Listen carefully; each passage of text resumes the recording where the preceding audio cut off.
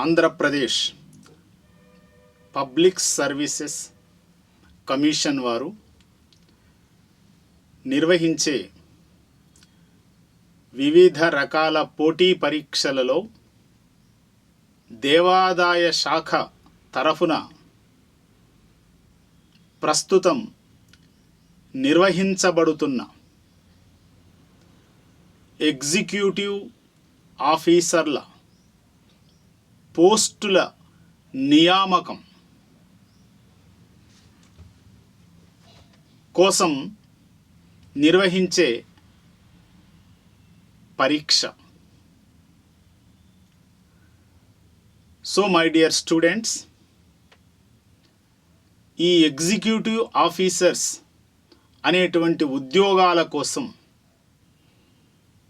పోటీ పడుతున్నటువంటి వివిధ స్థాయిలలో ఉన్నటువంటి అభ్యర్థులందరికీ కూడా స్వాగతం. మీ అందరికీ తెలుసు, నోటిఫికేషన్ వచ్చి చాలా రోజులైంది.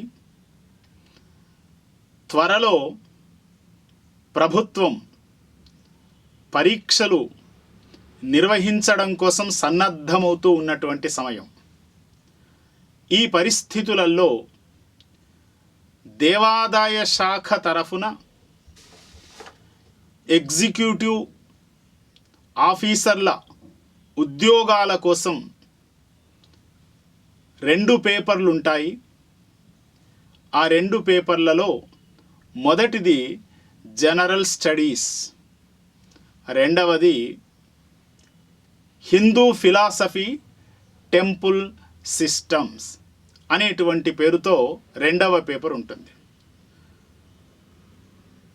ఈరోజు మనము హిందూ ఫిలాసఫీ టెంపుల్ సిస్టమ్ అంటే హైందవ తాత్వికత ఆలయ వ్యవస్థ అనేటువంటి పేరుతో ఉన్నటువంటి సిలబస్ గురించి మాట్లాడుకుందాం. ఈ సిలబస్ను మై డియర్ స్టూడెంట్స్ లేదా పోటీ పరీక్షలు రాసేటువంటి అభ్యర్థులారా, ఈ సిలబస్ను 12 అధ్యాయాల కింద విభజించడం జరిగింది. హైందవ తాత్వికత ఆలయ వ్యవస్థ అనేటువంటి పేరులోనే మనకు సిలబస్లో ఏ అంశాలు రూపొందించబడతాయి అనేటువంటి విషయం మనం సులభంగా గ్రహించవచ్చు. అందుకే ఒక్కసారి ఈ సిలబస్ను విహంగ వీక్షణం చేద్దాం. ఈ సిలబస్లో ప్రత్యేకించి హైందవ తాత్వికత అనేటువంటి అంశం మీద ప్రధానమైనటువంటి దృష్టి సారించడం జరిగింది. భారతదేశం భిన్నత్వంలో ఏకత్వం కలిగినటువంటి దేశం మనందరికీ తెలుసు. విభిన్న మతాలు, విభిన్న ప్రాంతాలు, విభిన్న కులాలు, విభిన్న భాషలు అనేటువంటి వైవిధ్య భరితమైనటువంటి దేశం. ఇట్లాంటి విస్తృతమైనటువంటి భౌగోళిక స్వరూపం కలిగినటువంటి ఈ దేశంలో భిన్న భిన్న ఆచార వ్యవహారాలు ఉన్నటువంటి దేశం అయినప్పటికీ మన దేశం యూనిటీ ఇన్ డైవర్సిటీ అనేటువంటి నినాదానికి అనుకూలమైనటువంటి పద్ధతిలో భిన్నత్వంలో ఏకత్వాన్ని సంతరించుకున్నటువంటి సమున్నతత్వం కలిగినటువంటి దేశంగా మన దేశం ప్రపంచ దేశాల చేత ప్రశంసలు అందుకుంటూ ఉంది. ప్రత్యేకించి హైందవ తాత్వికత మన దేశం యొక్క ఔన్నత్యాన్ని నిరంతరం కాపాడుతూ మన సాంప్రదాయాలను, మన ఆచారాలను, మన వ్యవహారాలను ఒక తరం నుండి మరో తరానికి జాగ్రత్తగా అందించడంలో చాలా కీలకమైనటువంటి భూమిక పోషిస్తూ ఉంది. సో మై డియర్ స్టూడెంట్స్, హైందవ తాత్వికత అంతా కూడా మన వేదాలలో ఉంది. భారతీయ సంస్కృతికి వేదాలు పురాణాలు, ఇతిహాసాలు, ధర్మశాస్త్రాలు, సర్వ ఉపనిషత్తుల సారభూతంగా చెప్పుకుంటున్నటువంటి భగవద్గీత, ధర్మశాస్త్రాలు లాంటి అనేకానేకమైనటువంటి గ్రంథాలు భారతీయ సాంస్కృతిక మూలస్తంభాలుగా ఇవాళ ఔన్నత్యాన్ని చాటి చెబుతూ ఉన్నాయి. మన సంస్కృతి ఏమిటి, మన సాంప్రదాయాలు ఏమిటి, మన సంస్కృతి యొక్క ఔన్నత్యము ఏమిటి అనే విషయాలు తెలుసుకోవాలి అంటే ఇందాక చెప్పినటువంటి వేదాల గురించి, పురాణాల గురించి, ఇతిహాసాల గురించి, ధర్మశాస్త్రాల గురించి, ఉపనిషత్తుల గురించి తెలుసుకుంటే తప్ప మన సంస్కృతిలో ఉండేటువంటి ఔన్నత్యం మనం పూర్తిగా గ్రహించలేము. సో పోటీ పరీక్షలు రాసేటువంటి అభ్యర్థులకి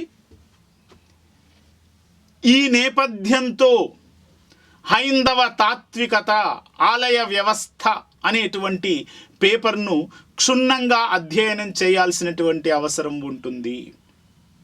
సో మై డియర్ స్టూడెంట్స్, ఈ 12 అధ్యాయాలలోనే భారతీయ సాంస్కృతిక ఔన్నత్యానికి ప్రతీకలుగా చెప్పబడుతున్నటువంటి అనేక అంశాల యొక్క సమాహారమంతా కూడా ఒక క్రమ పద్ధతిలో పేర్చడము అనేటువంటిది జరిగింది.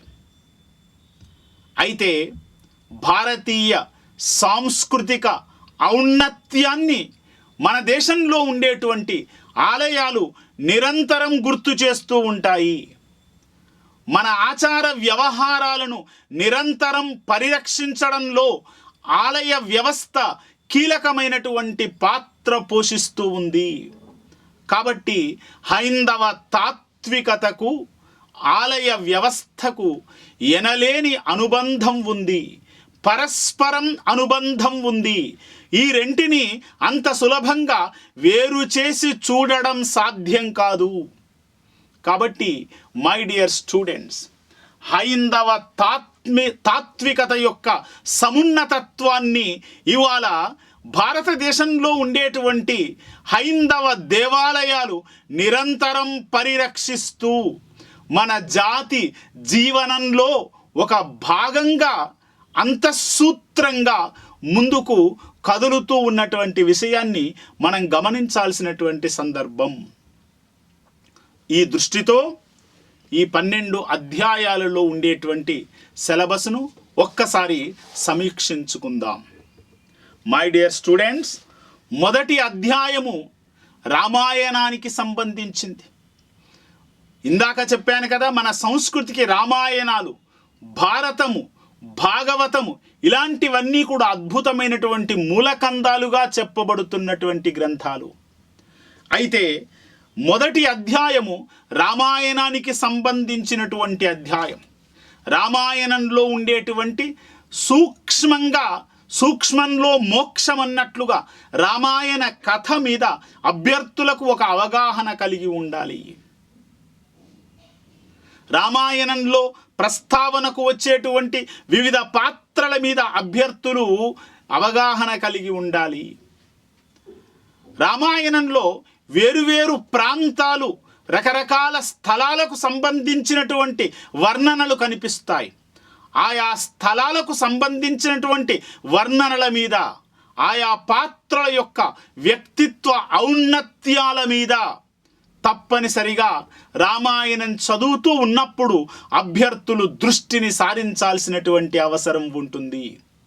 కాబట్టి మొదటి అధ్యాయమంతా కూడా మై డియర్ స్టూడెంట్స్ కేవలం రామాయణ సంబంధిత ప్రశ్నలు మాత్రమే ఉంటాయి అనేటువంటి విషయాన్ని గుర్తుపెట్టుకోవాలి. ఇక రామాయణంలో ఒక్క ఇక్ష్వాకు వంశపు రాజుల యొక్క చరిత్రనే కాకుండా సమకాలీన కాలం నాటి వివిధ రాజవంశాలకు సంబంధించినటువంటి ప్రస్తావన కూడా వస్తుంది. ఆ రాజవంశాల యొక్క ఔన్నత్యాన్ని కూడా మనము గుర్తించాల్సినటువంటి అవసరం ఉంటుంది. ఇక రెండవ అధ్యాయం మహాభారతానికి సంబంధించింది. మహాభారతంలో వివిధ పాత్రల యొక్క వ్యక్తిత్వ ఔన్నత్యం సత్యాన్ని మనము అవగాహన చేసుకోవలసినటువంటి సందర్భం.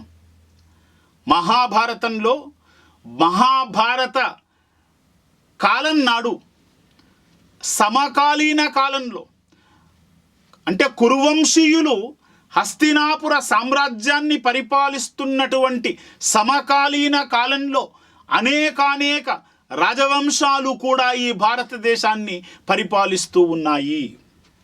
పాంచాల దేశము, మత్స్య దేశము, ఇలాంటి దేశాలు కూడా సమకాలీన కాలంలో హస్తినాపుర సామ్రాజ్యానికి మరి సమతూకంగా పరిపాలన సాగిస్తూ ఉన్నటువంటి సందర్భం. కాబట్టి మై డియర్ స్టూడెంట్స్, 2వ అధ్యాయాన్ని ఏ దృష్టితో మనం పరిశీలించాల్సినటువంటి అవసరం ఉంది అంటే 2వ అధ్యాయంలో మహాభారతంలో ప్రధానమైనటువంటి ఘట్టాలను గుర్తుపెట్టుకోవాలి, ప్రధానమైనటువంటి పాత్రల మీద దృష్టి సారించాలి. మహాభారతంలో రాజ్య పరిపాలన సాగిస్తూ ఉన్నటువంటి సమయంలో కురువంశీయులు హస్తినాపుర సామ్రాజ్యాన్ని పరిపాలిస్తూ ఉన్నటువంటి కాలంలో ఆ సమకాలీన కాలం నాటి మిగతా రాజవంశాల మీద కూడా పట్టు సాధించాల్సినటువంటి అవసరం ఉంటుంది. కాబట్టి ఆయా స్థలాల మీద, ప్రముఖమైనటువంటి పట్టణాల మీద సమగ్రమైనటువంటి అవగాహన కలిగి ఉన్నప్పుడు మాత్రమే 2వ అధ్యాయానికి పోటీ పరీక్షలు రాసేటువంటి విద్యార్థులు లేదా అభ్యర్థులు న్యాయం చేయగలుగుతారు. ఇక 3వ అధ్యాయం. 3వ అధ్యాయం భాగవతానికి సంబంధించింది. భాగవతము ఏమిటి అంటే వివిధ భగవద్భక్తుల యొక్క కథలు. ఎంతోమంది భగవంతుణ్ణి నిరంతరము స్మరించుకుంటూ చిట్ట చివరికి మోక్షాన్ని పొందినటువంటి భక్తుల యొక్క కథలన్నీ కూడా భాగవతంలో ప్రస్తావించబడినాయి. కాబట్టి ప్రముఖమైనటువంటి భక్తుల పేర్లు, ఆ తరువాత ఆ భక్తులు జీవితం యొక్క అవసాన దశలో నారాయణుని యొక్క కరుణా కటాక్ష వీక్షణాలు పొందినటువంటి వైనం, మోక్షాన్ని సంపాదించినటువంటి వైనాన్ని మనము పరిశీలించాల్సినటువంటి సందర్భం. అంతేకాకుండా భాగవతంలో ప్రస్తావనకు వచ్చేటువంటి వివిధ ప్రాంతాల మీద కూడా అభ్యర్థులు సమగ్రమైనటువంటి అవగాహన కలిగి ఉండాలి. అంటే ఈ 3 అధ్యాయాలను మనం పరిశీలిస్తే ఏమర్థమవుతుంది? మొదటి అధ్యాయాన్ని రామాయణానికి కేటాయించారు, 2వ అధ్యాయాన్ని భారతానికి కేటాయించారు, 3వ అధ్యాయాన్ని భాగవతానికి కేటాయించారు. దీనిని బట్టి మనకు ఏమర్థమవుతుంది అంటే భారత, భాగవత, రామాయణ కావ్యాలు హైందవ తాత్వికతకు మూలకందాలు అనేటువంటి విషయాన్ని మనం గుర్తించాల్సినటువంటి అవసరం ఉంది. పరీక్ష దృష్టితోనే కాకుండా జ్ఞానాన్ని సంపాదించడం కోసం కూడా ఇప్పుడు ఈ సిలబస్ మీద ఒక సమగ్రమైన అవగాహన ఏర్పరచుకున్నట్లయితే అద్భుతమైనటువంటి జ్ఞానం మన సొంతమవుతుంది అనేటువంటి విషయాన్ని మీరు మరచిపోకండి. చాలా అద్భుతమైనటువంటి సిలబస్ ఈ 3 అధ్యాయాలలో పొందుపరచబడింది.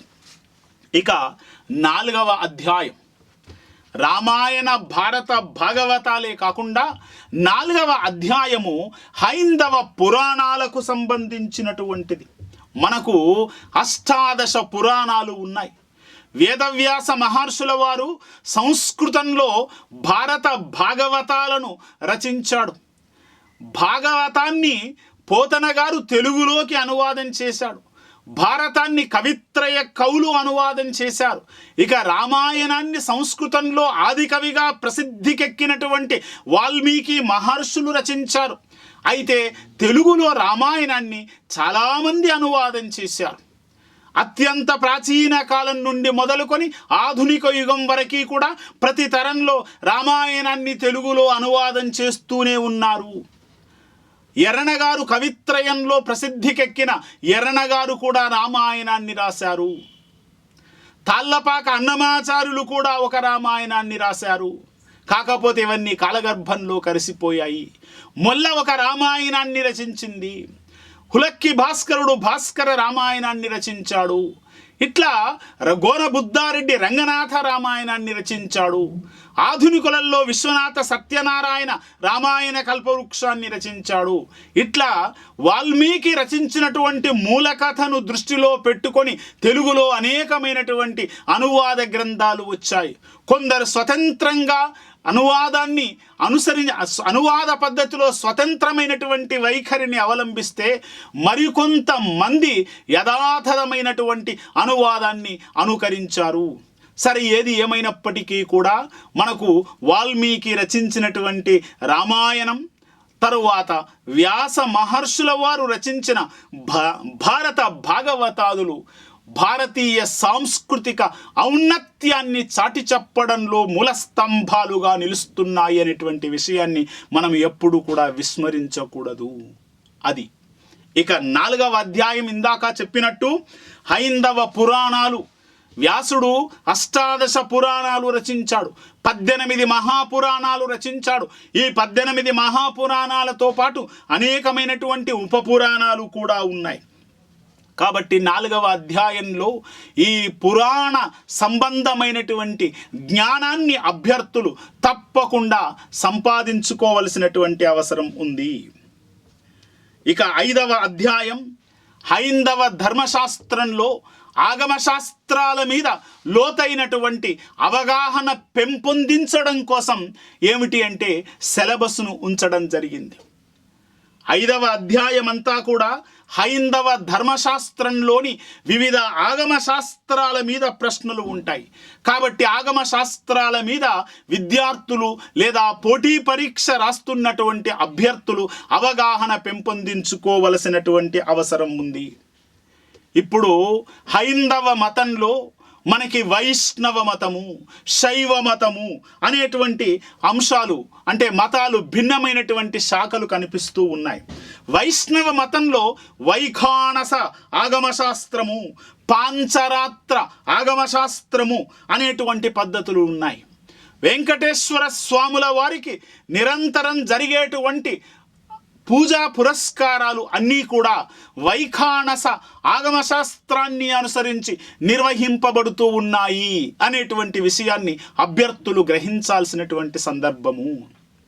ఇక శైవ మతంలో స్మార్తం, ఆదిశైవం, వీరశైవం వంటి అనేకమైనటువంటి శాఖలు ఉన్నాయి. ఆ శాఖల మీద అభ్యర్థులు ఏమిటి అంటే అవగాహనను పెంపొందించుకోవాలి. ఇక మాతృదేవతకు సంబంధించినటువంటి శాక్తేయము కూడా ఈ 5వ అధ్యాయంలో మనము లోతుగా తెలుసుకోవలసినటువంటి మరొక అంశము.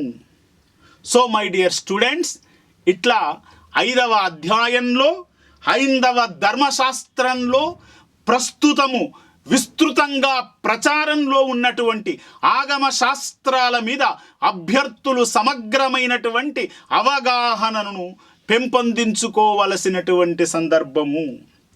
ఇక 6వ అధ్యాయంలో మన యొక్క హైందవ మతం సృష్టించినటువంటి అనేకమైనటువంటి పండుగలు ఉన్నాయి. మొన్ననే సంక్రమణం అంటే ఉత్తరాయణ పుణ్యకాలంలోకి సూర్య భగవానుడు ప్రవేశించాడు, మకర రాశిలోకి ప్రవేశించాడు. కాబట్టి మకర సంక్రమణము, మకర సంక్రాంతి అంటారు. ఇంగ్లీష్ క్యాలెండర్ ప్రకారంగా జనవరిలో మకర సంక్రాంతి వస్తే ఫిబ్రవరిలో మహాశివరాత్రి వస్తుంది. ఆ తర్వాత మార్చి, ఏప్రిల్ మాసాలలో ఉగాది వస్తుంది. ఆ తర్వాత తొలి ఏకాదశి వస్తుంది. అట్లా ప్రతి సంవత్సరం పొడవునా 12 మాసాలను తీసుకుంటే ప్రతి మాసంలో దాదాపుగా ఏదో ఒక పండుగ వస్తుంది.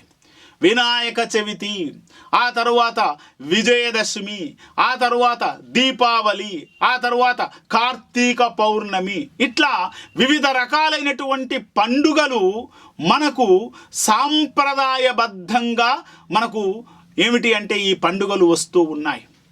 ఈ పండుగల మీద పురాణాలలో విశేషమైనటువంటి కథనాలు కూడా చెప్పడం జరిగింది.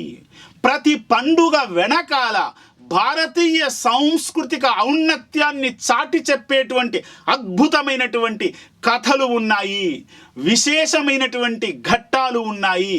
కాబట్టి పండుగలు నిర్వహించుకోవడంలో ఉండేటువంటి ఔచిత్యాన్ని గురించి, మన సాంప్రదాయక పద్ధతులలో నిర్వహించుకుంటున్నటువంటి ఈ పండుగల యొక్క విధానం మీద కూడా ఏమిటి అంటే 6వ అధ్యాయంలో సిలబస్ ఉంచడం జరిగింది. కాబట్టి మై డియర్ స్టూడెంట్స్, పోటీ పరీక్షలు రాసేటువంటి ఈ అభ్యర్థులారా, ఈ పండుగల మీద మీరు అవగాహన పెంపొందించుకోవాలి. పండుగలే కాకుండా భారతదేశంలో ప్రదర్శన యోగ్యమైనటువంటి వివిధ కళారూపాలు ఉన్నాయి. ఈ కళారూపాల మీద కూడా మీరు ఒక అవగాహనను కలిగి ఉండాలి. కాబట్టి 6వ అధ్యాయం పూర్తిగా దానికి మాత్రమే కేటాయించబడింది. ఇక నెక్స్ట్ 7వ అధ్యాయం హైందవ మతంలో వివిధ రకాల సిద్ధాంతాలను ఏమిటి అంటే మన తాత్వికవేత్తలు మరి అనాదిగా ఏం చేస్తూ ఉన్నారు, ప్రతిపాదిస్తూ ఉన్నారు. ఆది కాలం నుండి మొదలుకొని ఆధునిక యుగం వరకు కూడా హైందవ తాత్వికతను లోతుగా పరిశీలించి చూసినప్పుడు ఈ హైందవ ధర్మంలో ఉండేటువంటి సిద్ధాంతాల మీద తమ అభిప్రాయాలను కొంతమంది తాత్వికవేత్తలు చెబుతూ ఉన్నటువంటి క్రమంలో ఒక్కొక్కరు ఒక్కొక్క సిద్ధాంతాన్ని ప్రతిపాదించారు. కాబట్టి ఆ సిద్ధాంతాల మీద కూడా 7వ అధ్యాయంలో సమగ్రమైనటువంటి అవగాహనను పెంపొందించుకోవలసినటువంటి సందర్భము. మనకు భారతదేశంలో హైందవ మతంలోని సిద్ధాంతాలను మనం చదువుకుంటూ పోతూ ఉంటే అద్వైతము, ద్వైతము, విశిష్టాద్వైతము, ద్వైతాద్వైతము, వీరశైవము వంటి అనేకమైనటువంటి సిద్ధాంతాలు కనిపిస్తూ ఉంటాయి. సో మై డియర్ స్టూడెంట్స్, ఈ సిద్ధాంతాలను ఎవరు ప్రతిపాదించారు, ఎప్పుడు ప్రతిపాదించారు, ఆ సిద్ధాంతాలలో ఉండేటువంటి ప్రధానమైనటువంటి అంశాలు ఏమిటి, ద్వైతం అద్వైతం కంటే ఏ రకంగా భిన్నమైనటువంటిది, అద్వైతం విశిష్టాద్వైతం కంటే ఏ రకంగా భిన్నమైనటువంటిది అనేటువంటి విషయాల మీద సమగ్రమైన అవగాహన కలిగి ఉండాలి. అంటే ఈ సిద్ధాంతాలను ప్రతిపాదించినటువంటి తాత్వికవేత్తల పేర్లతో పాటు అందులోని ప్రధానమైనటువంటి అంశాల మీద అవగాహన కలిగి ఉండడమే కాకుండా ఒక సిద్ధాంతం మరో సిద్ధాంతాన్ని ఏ విషయాలలో విభేదిస్తూ ఉంది, ఒకటి మరొక దానికి ఏ రకంగా భిన్నమైనటువంటిది అనేటువంటి విషయాల మీద సమగ్రమైనటువంటి అవగాహనను పెంపొందించుకోవడం అనేటువంటిది చాలా చాలా అవసరం. దానికి సంబంధించినటువంటి సిలబస్ అంతా కూడా 7వ అధ్యాయంలో పొందుపరచబడింది. ఇక 8వ అధ్యాయం వైదిక సంస్కృతి. మన భారతీయ సంస్కృతి అంతా కూడా వేద ధర్మాలను అనుసరించి కొనసాగుతూ ఉన్నటువంటి సంస్కృతి. మనకు ఋగ్వేదము, యజుర్వేదము, సామవేదము, అథర్వణ వేదము అనేటువంటి 4 వేదాలు ఉన్నాయి. ఈ వేదాలలో భారతీయ జీవన విధానానికి సంబంధించినటువంటి అమూల్యమైనటువంటి విషయాలను పొందుపరచడం జరిగింది. వేదాలన్నీ కూడా అపౌరుషేయాలు అని చెబుతారు. ఇవన్నీ కూడా పరంపరాగతంగా ఋషుల యొక్క నోళ్ళల్లో నానుతూ ఒక తరం నుండి మరో తరానికి అందించబడుతూ వచ్చాయి. వేదవ్యాస మహర్షుల వారు ఈ వేదాలలో ఉండేటువంటి అంశాలను క్షుణ్ణంగా తెలుసుకొని అందులో అంశాల వారిగా విభజించాడు. కాబట్టి వేద విభజనకు ఆయన ఆద్యుడయ్యాడు. అందుకే వేదాలను విభజించాడు కాబట్టి వేదవ్యాసుడయ్యాడు. అయితే ఈ వేదాలలో ఉండేటువంటి మానవ జీవన వికాసానికి సంబంధించిన సమస్తాంశాల సమాహారంగా వేదాలను మనం చెప్పుకుంటూ ఉంటాం. అయితే ఈ వేదాలలో చెప్పబడినటువంటి అనేకమైనటువంటి విలువలు ఏదైతే ఉన్నాయో, తాత్విక అంశాలు ఏవైతే ఉన్నాయో, సాధారణమైనటువంటి పౌరులకు అంత సులభంగా అర్థం కావు. అందుకే వేదవ్యాసుడు చతుర్వేదాలలో ఉండేటువంటి సమస్త విషయాల సమాహారాన్నంతా కూడా పంచమ వేదంగా ప్రసిద్ధికెక్కినటువంటి మహాభారతంలో నింపే ప్రయత్నం చేశాడు. అందుకే పంచమ వేదంగా ఇవాళ వేదవ్యాసుడు రచించినటువంటి మహాభారతానికి పేరుంది. అంటే వ్యాసుడు చతుర్వేదాలను సామాజికులు చదివి అర్థం చేసుకోవడం చాలా కష్టమని భావించి అందులో ఉండే ప్రధానమైనటువంటి విషయాలన్నింటినీ కూడా తాను రచించినటువంటి మహాభారతంలో నింపే ప్రయత్నం చేశాడు. మహాభారతంలో విభిన్నమైనటువంటి పాత్రల యొక్క వ్యక్తిత్వాన్ని చిత్రించే సందర్భంలో అనేక జీవన విలువలను సందర్భానుసారంగా ప్రస్ఫుటంగా ప్రతిబింబింపచేస్తూ ఆయా పాత్రలను చిత్రించడం జరిగింది. అందుకే పంచమ వేదంగా ఈరోజు మహాభారతం ప్రశస్తికెక్కింది. సో 8వ అధ్యాయం అంతా కూడా వైదిక సంస్కృతి మీద అభ్యర్థులు లోతైనటువంటి అవగాహనను పెంపొందించుకునేటువంటి సందర్భానికి సంబంధించినటువంటి సిలబస్ ఉంటుంది అనే విషయాన్ని గ్రహించాల్సి ఉంటుంది. ఇక 9వ అధ్యాయం. 9వ అధ్యాయంలో మన భారతీయ కుటుంబ వ్యవస్థ ఇవాళ యావత్ ప్రపంచ దేశాలతో ప్రశంసలు అందుకుంటున్నటువంటి వ్యవస్థ. ఈ కుటుంబ వ్యవస్థను మనకు ఎవరు ప్రసాదించారు? హైందవ సమాజం ప్రసాదించింది. హైందవ సంస్కృతి ప్రసాదించింది. హైందవ సంస్కృతికి ప్రతీకలుగా ఉంటున్నటువంటి ఏమిటి? వేదాలు, పురాణాలు, ఇతిహాసాలు, భారతాలు, భాగవతాలు, రామాయణాలు, ఇట్లాంటి సమస్తమైనటువంటి గ్రంథ శ్రేష్టాలు మనకు ఈ కుటుంబ వ్యవస్థను మనకు ఇవ్వడం అనేటువంటిది జరిగింది. ఎందుకు అంటే అందులో ఆశ్రమ ధర్మాల మీద అద్భుతమైనటువంటి వివరణ కనిపిస్తూ ఉంటుంది. ఆ తరువాత పురుషార్థాల గురించి వివరణ మనకు ఈ వైదిక గ్రంథాలలో కనిపిస్తూ ఉంటుంది. కాబట్టి ఒక మానవుడు పుట్టినప్పటి నుండి మరణించేంత వరకు కూడా తన జీవన గమనాన్ని ఏ పద్ధతులలో కొనసాగించాలి అనేటువంటి నియమ నిబంధనలతో కూడినటువంటి ఒక అద్భుతమైనటువంటి వ్యవస్థ అంతా కూడా మన సాంస్కృతిక మూలస్తంభాలుగా చెప్పబడుతున్నటువంటి గ్రంథాలలో నిక్షిప్తమై ఉంది.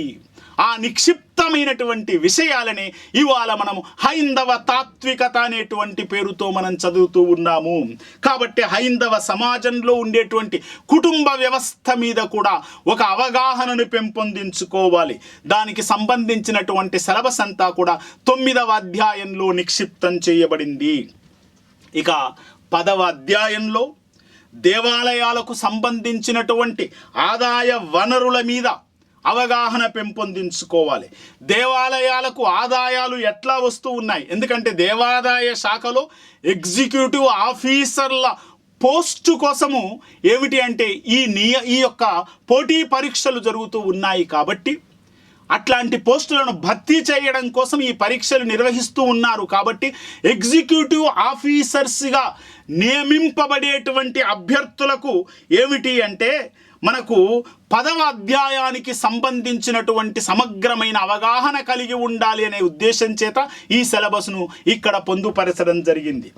దేవాలయాలకు సంబంధించిన ఆదాయాల మీద, వివిధ ధార్మిక సంస్థల మీద అవగాహనను కలిగి ఉండడం అనేటువంటి అంశాలన్నీ కూడా 10వ అధ్యాయంలో పొందుపరచడం జరిగింది. ఇక 11వ అధ్యాయంలో దేవాదాయ శాఖ కార్యనిర్వహణ అధికారి యొక్క బాధ్యతలు ఎట్లా ఉంటాయి అంటే ఈ పోటీ పరీక్షలు రాస్తున్నటువంటి అభ్యర్థులకు భవిష్యత్తులో ఆ ఎగ్జిక్యూటివ్ ఆఫీసర్ల యొక్క పోస్టులలో నియమింపబడతారు. కాబట్టి అలా నియమింపబడేటువంటి అభ్యర్థులు కాబోయే ఆఫీసర్లు కాబట్టి కార్యనిర్వహణ అధికారుల యొక్క బాధ్యతలు ఎట్లా ఉంటాయి అనేటువంటి జ్ఞానాన్ని కూడా వాళ్ళు కలిగి ఉండాలి అనేటువంటి అంశం 11వ అధ్యాయంలో పొందుపరచబడింది. సో దేవాదాయ శాఖ కార్యనిర్వహణ అధికారుల బాధ్యత మీద అద్భుతమైనటువంటి జ్ఞానాన్ని పెంపొందించుకునేటువంటి సిలబసు 11వ అధ్యాయంలో పొందుపరచబడింది. ఇక 12వ అధ్యాయంలో దేవాదాయ శాఖకు చెందినటువంటి భూముల మీద, వాటి రికార్డుల మీద, ఆ తరువాత న్యాయపరమైనటువంటి హక్కుల మీద కూడా అవగాహనకు సంబంధించిన సిలబస్ను పొందుపరచడం జరిగింది.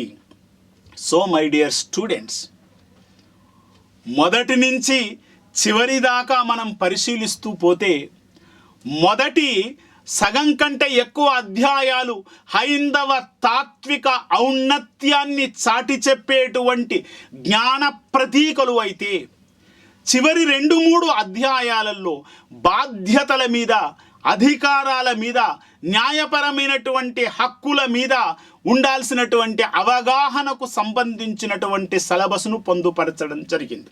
కాబట్టి ఈ సిలబసు ఒక రకంగా చాలా అద్భుతమైనటువంటి సిలబస్. ఈ సిలబసు ఏమిటి అంటే ఒక్క ఎగ్జిక్యూటివ్ ఆఫీసర్ల పోస్టుల కోసం ఉపయోగపడే సిలబసే కాదు, మన జీవితానికి చాలా చక్కగా ఉపయోగపడేటువంటి సిలబస్. ఎందుకంటే ఈ సిలబస్లో మొత్తం భారతీయ తాత్వికత అంతా కూడా హైందవ తాత్వికత అనే పేరుతో నిక్షిప్తమయ్యింది. ఇవాళ ఆలయాలు హైందవ ధర్మాన్ని ఎట్లా పరిరక్షించుకుంటూ మన ఔన్నత్యాన్ని దశ దిశలా ఏ రకంగా చాటి చెబుతున్నాయి అనేటువంటి అంశాలన్నీ కూడా ఈ సిలబసులో పొందుపరచబడినాయి. ఇంకా మానవుడు తన జీవితంలో అనుసరించాల్సినటువంటి విధానాల మీద, తన వ్యక్తిత్వాన్ని రూపుదిద్దుకోవలసినటువంటి అంశాల మీద అనేకమైనటువంటి ఏమిటి అంటే సందర్భాలను ఇందులో సూచనప్రాయంగా కూడా తెలియజెప్పడం జరిగింది. కాబట్టి మై డియర్ స్టూడెంట్స్, ఈ యొక్క సిలబస్ను చదివితే ఒక అద్భుతమైనటువంటి వ్యక్తిత్వం అనేటువంటిది ప్రతి అభ్యర్థికి రూపుదిద్దుకునేటువంటి అవకాశం ఉంది. లేదా ఒక అద్భుతమైనటువంటి వ్యక్తిత్వం అనేటువంటిది, మరి వ్యక్తిత్వ ఔన్నత్యము అనేటువంటిది పెంపొందించుకునేటువంటి అవకాశం ఉంది. కాబట్టి ఈ మంచి సిలబస్ను మంచి దృష్టితో చదవండి. మరి అలా చదివినట్లయితే తప్పకుండా విజయ పథంలో దూసుకు వెళ్తారు అని చెప్పడంలో ఏమాత్రం సందేహం లేదు. ఇట్లా 12 అధ్యాయాలలో ఇందాక ప్రస్తావించినట్లుగా వేరు అధ్యాయాలలో చెప్పబడినటువంటి అంశాల మీద సమగ్రమైన అవగాహన రూపొందించుకోవాలి. మరి ఏం చేయాలి దీనికోసము అంటే సమయపాలన చాలా అవసరము, క్రమశిక్షణ చాలా అవసరము, సరి అయినటువంటి మెటీరియల్ను కలెక్ట్ చేయడం కూడా చాలా అవసరము. మెటీరియల్ మీ దగ్గర లేకపోతే మార్కెట్లో అందుబాటులో ఉండే పుస్తకాలను సేకరించడం అవసరము. ఆ పుస్తకాలలో ఈ టాపిక్స్కి సంబంధించినటువంటి అంశాలు అక్కడ ప్రస్తావించబడితే వాటిని ఎత్తి రాసుకోవడం చాలా అవసరము. ఇవన్నీ మాకు సాధ్యం కాదు అనుకున్న పక్షంలో మార్కెట్లో రకరకాల కోచింగ్ సెంటర్స్ ఉన్నాయి. ఆ కోచింగ్ సెంటర్స్లలో ఈ సిలబస్కు సరిపోయే మెటీరియల్ను ఎవరు అందిస్తున్నారు అనేటువంటి విషయాన్ని కూడా ఆరా తీయడం చాలా అవసరము. ఎందుకంటే సమయం దగ్గర పడుతూ ఉన్నా కొద్దీ పెద్ద పుస్తకాలను, రామాయణ, భారత, భాగవతాదులు, హైందవ పురాణాలు, వీటినన్నింటినీ కూడా తిప్పేసుకుంటూ పోతే అసలు ఒక రకంగా సంవత్సరాల సమయం పడుతుంది. కాకపోతే అంత సమయాన్ని మీ స్థాయిలో ఉన్నటువంటి విద్యార్థులు లేదా అభ్యర్థులు కేటాయించడం చాలా కష్టం. పరీక్ష దృష్టితో మార్కెట్లో ఏదైనా మెటీరియల్ అందుబాటులో ఉందా, అది వీడియోల రూపంలో దొరుకుతుందా, లేదా ఫిజికల్గా పుస్తకాల రూపంలో అందుబాటులో దొరుకుతుందా, ఇంకా ఏ రూపాలలో దొరుకుతుంది అనేటువంటి సమగ్ర సమాచార సేకరణ ఈ పోటీ పరీక్షలు రాసేటువంటి అభ్యర్థులు చేయాల్సినటువంటి అవసరం ఎంతేని ఉంది. అందుకే యాక్యురేట్గా మెటీరియల్ను సేకరించడం చాలా అవసరం. గంటల తరబడి సమయాన్నంతా కూడా వృధా చేసుకుంటూ అనవసరమైనటువంటి విషయాలను చదువుకుంటూ మీరు కాలయాపన చేయడం కంటే సిలబస్ను ముందు పెట్టుకొని సిలబస్ ఏ రకంగా ఉంది, ఇందులో సరిపోయేటువంటి అంశాలకు సంబంధించినటువంటి ఏమిటి అంటే పుస్తకాలు మన దగ్గర ఉన్నాయా లేదా? లేవు అనుకుందాం. లేకపోతే ఎవరిని సంప్రదించాలి, ఏ వ్యక్తులతో మాట్లాడాలి, ఏ వ్యక్తులకు ఏమిటి అంటే ఈ సిలబస్ మీద మనకంటే అధికమైన అవగాహన కలిగి ఉంది, ఏ కోచింగ్ సెంటర్స్ ఈ సిలబస్కు సంబంధించినటువంటి మెటీరియల్ను అందుబాటులో ఉంచారు, ఇదంతా కూడా పరీక్ష కోసం సిద్ధం కావడం కంటే ముందే అభ్యర్థులు చేయాల్సినటువంటి కసరత్తు. కాబట్టి my dear students, my dear పోటీ పరీక్షలు రాసేటువంటి అభ్యర్థులారా, మీరందరూ కూడా ఈ విషయాలను ముందు జాగ్రత్తగా పరిశీలించండి.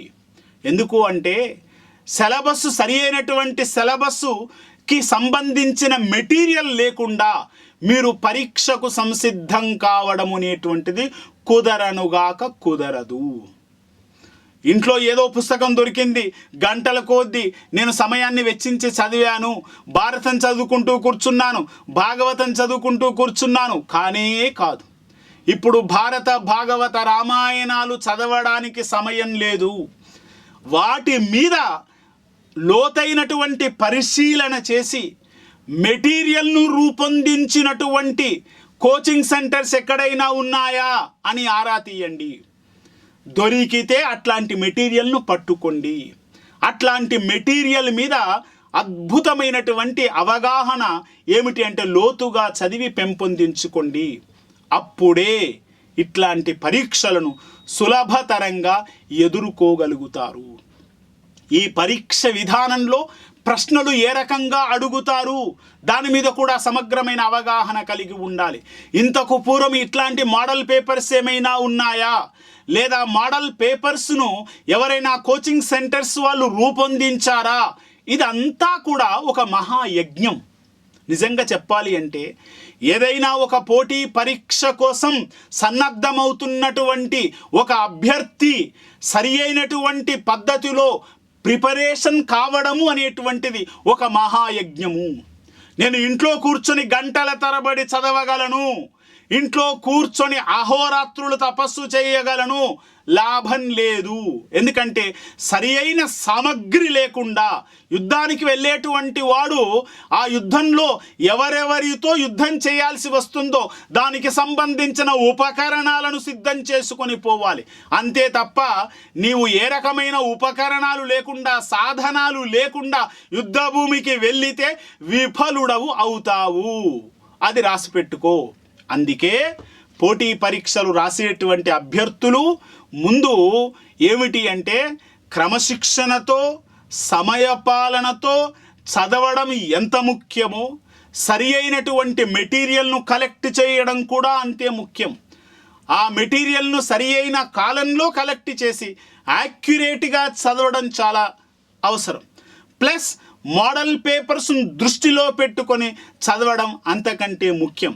కాబట్టి ఇట్లాంటి విషయాల మీద జాగరూకత వహించినటువంటి అభ్యర్థులు మాత్రమే పోటీ పరీక్షలలో విజేతలుగా నిలుస్తారు అనేటువంటి విషయాన్ని మీరు గుర్తుపెట్టుకోవాలి అని చెబుతూ ఈ పరీక్షలకు పోటీ పడుతున్నటువంటి అభ్యర్థులందరినీ కూడా త్రికరణ శుద్ధిగా ఆశీర్వదిస్తూ సెలవు తీసుకుంటున్నాను.